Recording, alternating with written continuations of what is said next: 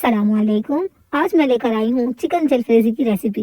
ये मेरे स्टाइल की जलफरेजी है जो बनाने में बहुत आसान और जायके में लाजवाब है। सबसे पहले कढ़ाई ली, कढ़ाई में डाला ऑयल को गर्म होने दिया। उसके अंदर डाल दिया सफेद जीरा और छोटी साबित लाल मिर्च और साथ ही मैंने डाल दिया बोनलेस चिकन।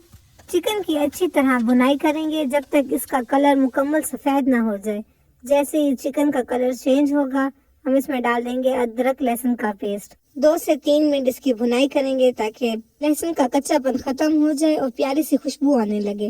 अब मैंने डाली है हाफ प्याली टमाटर का पेस्ट और साथ ही में मैं डाल दूंगी खुश्क मसाले। खुश्क मसाले में मैंने डाला है लाल मिर्च का पाउडर, हल्दी, नमक, कुटी हुई लाल मिर्च। इन सब मसालों को अच्छे से मिक्स करूंगी और 2 से 3 मिनट तक भुनाई करती रहूंगी ताकि टमाटर का पानी भी खुश्क हो जाए।